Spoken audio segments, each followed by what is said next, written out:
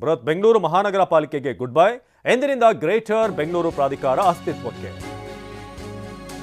BBMP ಬೃಹತ್ ಬೆಂಗಳೂರು ಮಹಾನಗರ ಪಾಲಿಕೆಗೆ ಗುಡ್ ಬೈ. ಎಂದಿನಿಂದ ಗ್ರೇಟರ್ ಬೆಂಗಳೂರು ಪ್ರಾಧಿಕಾರ ಅಸ್ತಿತ್ವಕ್ಕೆ ಬರುತ್ತೆ. ಗ್ರೇಟರ್ ಬೆಂಗಳೂರು ಪ್ರಾಧಿಕಾರಕ್ಕೆ ಸಿಎಂ ಸಿದ್ದರಾಮಯ್ಯ ಅಧ್ಯಕ್ಷ. ಗ್ರೇಟರ್ ಬೆಂಗಳೂರು ಪ್ರಾಧಿಕಾರದ ಉಪಾಧ್ಯಕ್ಷರಾಗಿರುವಂತಹ ಡಿಕೆ, ಜಿಬಿಎ ಅಡಿಯಲ್ಲಿ ಕಾರ್ಯನಿರ್ವಹಿಸಲಿರುವಂತಹ 5 ಪಾಲಿಕೆಗಳು. ಪ್ರತಿ ಪಾಲಿಕೆಗೆ 2 ವಲಯಗಳಂತೆ ಒಟ್ಟು 10 ವಲಯಗಳ ರಚನೆ ಮಾಡಲಾಗಿದೆ. ಪ್ರತಿ ಪಾಲಿಕೆಗಳಿಗೆ ವಿಧಾನಸಭಾ ಕ್ಷೇತ್ರಗಳ ಹಂಚಿಕೆ ಕೂಡ ಆಗಿರುವುದಿಲ್ಲ. ಒಂದೇ ವಿಧಾನಸಭಾ ಕ್ಷೇತ್ರದ ವಾರ್ಡ್ಗಳು ಬೇರೆ ಪಾಲಿಕೆಯ ವ್ಯಾಪ್ತಿಗೆ ಬರುತ್ತೆ. ಇನ್ಮುಂದೆ ಬಿಬಿಎಂಪಿ ಬದಲು ಜಿಬಿಎ ಗ್ರೇಟರ್ ಬೆಂಗಳೂರು ಅಥಾರಿಟಿ ಏನಿದೆ, ಸೊ ಅದು ಇವತ್ತಿನಿಂದ ಅಸ್ತಿತ್ವಕ್ಕೆ ಬರುತ್ತೆ. ಗ್ರೇಟರ್ ಬೆಂಗಳೂರು ಪ್ರಾಧಿಕಾರಕ್ಕೆ ಸಿಎಂ ಅವರೇ ಅಧ್ಯಕ್ಷರಾಗಿರ್ತಾರೆ. ಸೊ ಗ್ರೇಟರ್ ಬೆಂಗಳೂರು ಪ್ರಾಧಿಕಾರದ ಉಪಾಧ್ಯಕ್ಷರಾಗಿ ಡಿಸಿಎಂ ಡಿಕೆ ಶಿವಕುಮಾರ್ ಇರಲಿದ್ದಾರೆ. ಸೊ ಜಿಬಿಎ ಅಡಿಯಲ್ಲಿ ಕಾರ್ಯನಿರ್ವಹಿಸಲಿರುವಂಥ 5 ಪಾಲಿಕೆಗಳು. ಪ್ರತಿ ಪಾಲಿಕೆಗೆ 2 ವಲಯಗಳಿರುತ್ತೆ. ಒಟ್ಟು 10 ವಲಯಗಳ ರಚನೆಯನ್ನು ಮಾಡಲಾಗಿದೆ. ಸೊ ಪ್ರತಿ ಪಾಲಿಕೆಗಳಿಗೆ ವಿಧಾನಸಭಾ ಕ್ಷೇತ್ರಗಳ ಹಂಚಿಕೆ ಕೂಡ ಆಗಿದೆ. ಬಿಬಿಎಂಪಿ ಕೇಂದ್ರ ಕಚೇರಿ ಮುಂದೆ ಜಿಬಿಎ ಕಚೇರಿ. ಗ್ರೇಟರ್ ಬೆಂಗಳೂರು ಪ್ರಾಧಿಕಾರದಲ್ಲಿದ್ದಾರೆ 73 ಸದಸ್ಯರು. CM Siddaramaiah, DCM DK Shivakumar, ಕೇಂದ್ರ ಹಣಕಾಸು ಸಚಿವೆ ನಿರ್ಮಲಾ ಸೀತಾರಾಮನ್ ಸೇರಿ ಒಟ್ಟು ಜಿಬಿಎನಲ್ಲಿ 73 ಜನ ಪದನಿಮಿತ್ತ ಸದಸ್ಯರಿರ್ತಾರೆ. ಬೆಂಗಳೂರಿನ 3 ಸಂಸದರು ಕೂಡ ಸದಸ್ಯರಾಗಿ ನಿಯೋಜನೆಗೊಂಡಿದ್ದಾರೆ. ಬೆಂಗಳೂರು ವ್ಯಾಪ್ತಿಯ ಶಾಸಕರಿಗೆ ಪಟ್ಟವನ್ನು ನೀಡಲಾಗಿದೆ. ಸದ್ಯ ಇರುವಂಥ 192 ವಾರ್ಡ್ಗಳೇ ಜಿಬಿಯಲ್ಲೂ ಕೂಡ ಮುಂದುವರಿಯುತ್ತೆ. ಆದರೆ ವಲಯಗಳಾಗಿ ಡಿವೈಡ್ ಮಾಡಲಾಗಿದೆ. ಸಿ ವಿ ರಾಮನಗರ, ಹಾಗೆಯೇ ಗಾಂಧಿನಗರ, ಶಾಂತಿನಗರ, ಇದೆಲ್ಲವೂ ಕೂಡ ನೋಡ್ತಾ ಇದ್ರೆ ಯಾವ ಕ್ಷೇತ್ರ ಯಾವ ಪಾಲಿಕೆಗೆ ಅನ್ನೋ ಡೀಟೇಲನ್ನು ಕೂಡ ನಾವು ನಿಮಗೆ ನೀಡ್ತಾ ಇದ್ದೀವಿ. ಸೊ ಬೆಂಗಳೂರು ಕೇಂದ್ರ ನಗರ ಪಾಲಿಕೆಯಲ್ಲಿ ಗಾಂಧಿನಗರ ಬರುತ್ತೆ, ಶಾಂತಿನಗರ, ಪುಲಕೇಶಿ ನಗರ, ಹೀಗೆ ಇವೆಲ್ಲವೂ ಕೂಡ ಬೆಂಗಳೂರು ನಗರ ಪಾಲಿಕೆಯಲ್ಲಿ, ಈಗ ಬೆಂಗಳೂರಿನ ಕೇಂದ್ರ ನಗರ ಪಾಲಿಕೆ. ಸೊ ಇದರಲ್ಲಿ ಬರುವಂಥ ವಾರ್ಡ್ಗಳು. ನಮ್ಮ ಪ್ರತಿನಿಧಿ ಶಾಂತಮೂರ್ತಿ ಈ ಬಗ್ಗೆ ಹೆಚ್ಚಿನ ಮಾಹಿತಿಯನ್ನು ನೀಡ್ತಾರೆ ನೇರ ಸಂಪರ್ಕದಲ್ಲಿ. ಶಾಂತಮೂರ್ತಿ, ಈಗ ಇವತ್ತಿನಿಂದ ಬಿಬಿಎಂಪಿ ಏನಿದೆ ಅದು ಜಿಬಿಎ ಆಗುತ್ತೆ. ಏನೆಲ್ಲ ಬದಲಾವಣೆಗಳನ್ನು ಜಿಬಿಎ ಆದ ನಂತರ ನಾವು ಕಾಣಬಹುದು, ಜೊತೆಗೆ ಯಾರೆಲ್ಲ ಇರ್ತಾರೆ ಅನ್ನೋದು?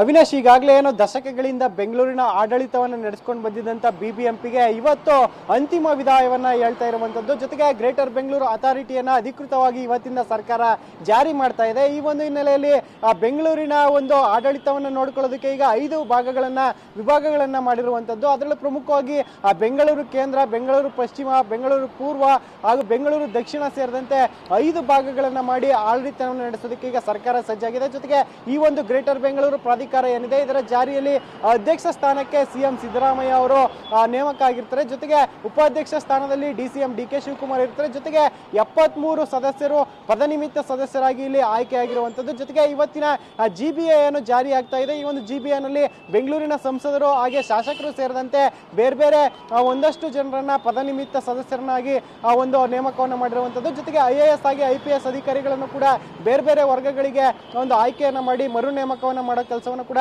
ಸರ್ಕಾರ ಮಾಡ್ತಾ ಇದೆ. ಜೊತೆಗೆ ಬೆಂಗಳೂರಿನ ಕೇಂದ್ರ ಕಚೇರಿ ಏನಿದೆ ಬಿಬಿಎಂಪಿಯ ಕೇಂದ್ರ ಕಚೇರಿ, ಅದು ಇನ್ನು ಮುಂದೆ ಗ್ರೇಟರ್ ಬೆಂಗಳೂರು ಅಥಾರಿಟಿಯ ಕೇಂದ್ರ ಕಚೇರಿಯಾಗಿ ಬದಲಾಗ್ತಾ ಇದೆ. ಒಟ್ಟಿನಲ್ಲಿ ಈಗ 198 ವಾರ್ಡ್ಗಳೇನಿದೆ ಆ ಒಂದು 198 ವಾರ್ಡ್ಗಳನ್ನ ಯಥಾಸ್ಥಿತಿಯಲ್ಲಿ ಮುಂದುವರಿಸೋದಕ್ಕೆ ಸರ್ಕಾರ ಸಜ್ಜಾಗಿರುವಂತದ್ದು. ಈ ಹಿಂದೆ ಸಾಕಷ್ಟು ಬಾರಿ ಗ್ರೇಟರ್ ಬೆಂಗಳೂರು ಅಥಾರಿಟಿಯನ್ನ ಜಾರಿ ಮಾಡಬೇಕಂತ ಸರ್ಕಾರ ಪ್ರಸ್ತಾವನೆ ಇಟ್ಟಂತ ಸಂದರ್ಭದಲ್ಲಿ ವಿರೋಧ ಪಕ್ಷಗಳು ಹಾಗೆ ಸಾರ್ವಜನಿಕರಿಂದ ಒಂದಷ್ಟು ವಿರೋಧಗಳು ವ್ಯಕ್ತ ಆಗಿತ್ತು. ಅದೆಲ್ಲವನ್ನ ದಾಟಿ ಈಗ ಜಿಬಿಎ ಬಂದ ನಂತರ ಹಿಂದೆ ಮೇಯರ್ ಅಂತ ಇದ್ರು, ಕಾರ್ಪೊರೇಟರ್ಗಳು ಈ ತರ ಒಂದೊಂದಷ್ಟು ಇತ್ತಲ್ಲ, ಇದರಲ್ಲಿ ಏನಾದ್ರೂ ಬದಲಾವಣೆ ಆಗುತ್ತೆ? ಇದರ ಸ್ಟ್ರಕ್ಚರ್ ನಲ್ಲಿ ಏನಾದ್ರೂ ಬದಲಾವಣೆ ಇದೆಯಾ, ಹೇಗೆ ಅಂತ ಮುಂದಾಗಿರುವಂತದ್ದು. ಜೊತೆಗೆ ಈಗ ಏನು ಗ್ರೇಟರ್ ಬೆಂಗಳೂರು ಅಥಾರಿಟಿಯ ಒಂದು ಆಡಳಿತ ವರ್ಗ ಏನಿದೆ ಅದನ್ನು ಕೂಡ ಬದಲಾವಣೆಗಳನ್ನು ಮಾಡೋದಕ್ಕೂ ಕೂಡ ಸರ್ಕಾರ ಸಜ್ಜಾಗಿದೆ. ಸದ್ಯ ಇರುವಂತ 198 ವಾರ್ಡ್ಗಳನ್ನೇ ಮುಂದುವರಿಸಿಕೊಂಡು ಆಡಳಿತವನ್ನು ನಡೆಸೋದಕ್ಕೆ ವಿಭಾಗಗಳನ್ನಾಗಿ ಮಾಡಿಕೊಂಡು ಗ್ರೇಟರ್ ಬೆಂಗಳೂರು ಅಥಾರಿಟಿಯನ್ನು ಜಾರಿಗೆ ತರ್ತಾ ಇದ್ದಾರೆ. ಜೊತೆಗೆ ಪ್ರಮುಖವಾಗಿ ಗಮನಿಸಬೇಕಾದ ಅಂಶ ಅಂದ್ರೆ ದಶಕಗಳ ಕಾಲದಿಂದ ಕೂಡ ಬೆಂಗಳೂರನ್ನ ಆಳ್ವಿಕೆ ಮಾಡ್ತಿದ್ದಂತ ಬಿಬಿಎಂಪಿಗೆ ಕಳೆದ 7 ವರ್ಷಗಳಿಂದ ಚುನಾವಣೆ ನಡೆದಿರಲಿಲ್ಲ, ಜನಪ್ರತಿನಿಧಿಗಳ ಆಯ್ಕೆ ಆಗಿರಲಿಲ್ಲ. ಈಗ ಸರ್ಕಾರ ನೇರವಾಗಿ ಒಂದು ಆಡಳಿತವನ್ನ ವಹಿಸ್ಕೊಳ್ತಾ ಇದೆ. ಅಂದ್ರೆ ಅಧ್ಯಕ್ಷ ಸ್ಥಾನವನ್ನ ಸಿಎಂ ಸಿದ್ದರಾಮಯ್ಯ ಅವರೇ ವಹಿಸ್ಕೊಳ್ತಾ ಇದ್ದಾರೆ. ಈಗ ಏನಾದ್ರೂ ಅಭಿವೃದ್ಧಿ ಕಾಣುತ್ತಾ, ಜೊತೆಗೆ ಬೆಂಗಳೂರು ಡೆವಲಪ್ಮೆಂಟ್ ನಲ್ಲೂ ಕೂಡ ಬದಲಾವಣೆಗಳು ಆಗುತ್ತಾ ಅನ್ನೋ ನಿರೀಕ್ಷೆಯನ್ನ ಜನರು ಕೂಡ ಇಟ್ಕೊಂಡಿರುವಂತದ್ದು. ಒಟ್ಟಾರೆ ಇವತ್ತಿನಿಂದ ಏನೋ ಬೆಂಗಳೂರಿನ ಬಿಬಿಎಂಪಿಯ ಬದಲಾಗಿ ಗ್ರೇಟರ್ ಬೆಂಗಳೂರು ಅಥಾರಿಟಿ ಜಾರಿ ಆಗ್ತಾ ಇರುವಂತದ್ದು. ಒಂದ್ ಕಡೆ ಬೆಂಗಳೂರಿನ ಅಭಿವೃದ್ಧಿಯ ಕಡೆ ಸರ್ಕಾರ ಮತ್ತಷ್ಟು ಒಂದು ನಿಗಾವನ್ನ ಇಡುತ್ತಾ, ಗಮನವನ್ನು ಹರಿಸುತ್ತಾ ಅನ್ನೋದನ್ನ ಇನ್ನಷ್ಟೇ ಕಾದು ನೋಡ್ಬೇಕಿರುವಂತದ್ದು. ಅವಿನಾಶ್, ಧನ್ಯವಾದ ಶಾಂತಮೂರ್ತಿ. ನಾವೀಗ ನಿಮಗೆ ಯಾವ್ಯಾವ ಪಾಲಿಕೆಗೆ 5 ಪಾಲಿಕೆಗಳಿದೆ, ಉತ್ತರ, ಪೂರ್ವ, ಪಶ್ಚಿಮ, ಹಾಗೇನೆ ನಾವೀಗ ನೋಡ್ತಾ ಇದ್ದೀವಿ ಕೇಂದ್ರ ನಗರ ಪಾಲಿಕೆ ಬರುತ್ತೆ. ಇನ್ನು ಉತ್ತರ ನಗರ ಪಾಲಿಕೆಯಲ್ಲಿ ಬ್ಯಾಟರಾಯನಪುರ, ಹೆಬ್ಬಾಳ, ಸರ್ವಜನನಗರ ಹಾಗೆ ಯಲಹಂಕ ಯಾವ ಕ್ಷೇತ್ರ ಯಾವ ಪಾಲಿಕೆಗೆ ಅನ್ನೋದನ್ನು ಕೂಡ ನಿಮಗೆ ಡೀಟೇಲ್ಸ್ ನೀಡ್ತಾ ಇದ್ದೀವಿ. ಇನ್ನು ಪುಲಕೇಶಿ ನಗರ, ಕುಶಾಲನಗರ ವಾರ್ಡನ್ನು ಹೊರತುಪಡಿಸಿ ಉಳಿದಂತೆ ಎಲ್ಲವೂ ಕೂಡ ಉತ್ತರ ನಗರ ಪಾಲಿಕೆಗೆ ಬರುತ್ತೆ. ಸೊ ನಾವೀಗ ನೋಡ್ತಾ ಇದ್ದೇವೆ RR ನಗರ, ಜಾಲಹಳ್ಳಿ, JP ಪಾರ್ಕ್, ಯಶವಂತಪುರ 5 ವಲಯಗಳಾಗಿದೆ. ಪೂರ್ವ, ಪಶ್ಚಿಮ, ಉತ್ತರ, ದಕ್ಷಿಣ ಹಾಗೆ ಕೇಂದ್ರ. ಇನ್ನು ದಕ್ಷಿಣ ನಗರ ಪಾಲಿಕೆಯಲ್ಲಿ BTM ಲೇಔಟ್, ಬೊಮ್ಮನಹಳ್ಳಿ, ಬೆಂಗಳೂರು ದಕ್ಷಿಣ ಇದು ದಕ್ಷಿಣ ನಗರ ಪಾಲಿಕೆ ವ್ಯಾಪ್ತಿಗೆ ಬರುತ್ತೆ. ಹಾಗೆ ಜಯನಗರ, ಮಹದೇವಪುರ ಇವೆಲ್ಲವೂ ಕೂಡ ಬೆಂಗಳೂರು ದಕ್ಷಿಣ ನಗರ ಪಾಲಿಕೆಯ ವ್ಯಾಪ್ತಿಗೆ ಬರುವಂಥ ವಾರ್ಡ್ಗಳು. ಯಾವ್ಯಾವ ಕ್ಷೇತ್ರ ಅಂದರೆ ವಿಧಾನಸಭಾ ಕ್ಷೇತ್ರಗಳನ್ನು ಕೂಡ ನೀವು ಅಲ್ಲಿ ಗಮನಿಸ್ಬೋದು. ಪದ್ಮನಾಭನಗರ, KS ಲೇಔಟ್, ಪದ್ಮನಾಭನಗರ, ಚಿಕ್ಕಲಸಂದ್ರ ಇವೆಲ್ಲವೂ ಕೂಡ ಒಂದಷ್ಟು ವಾರ್ಡ್ಗಳು ಪದ್ಮನಾಭನಗರದಲ್ಲಿ ಬರುವಂಥದ್ದು ಇದಕ್ಕೆ ಸೇರ್ಪಡಾಗುತ್ತೆ. ಕೆಲವೊಂದು ಬೇರೆ ಪಾಲಿಕೆಗೆ ಹೋಗ್ತವೆ. ಹಾಗೆ ರಾಜರಾಜೇಶ್ವರಿ ನಗರ ಕ್ಷೇತ್ರ ಏನಿದೆ ಆ ವಾರ್ಡ್ ಮಾತ್ರ ದಕ್ಷಿಣ ನಗರ ಪಾಲಿಕೆಗೆ ಬರುತ್ತೆ, ರಾಜರಾಜೇಶ್ವರಿ ನಗರ. ಇನ್ನು ಯಶವಂತಪುರ, ಹೆಮ್ಮಿಗೆಪುರ ವಾರ್ಡ್ ಮಾತ್ರ ಯಶವಂತಪುರ ಕ್ಷೇತ್ರದಲ್ಲಿ ದಕ್ಷಿಣಕ್ಕೆ ಬರೋದು.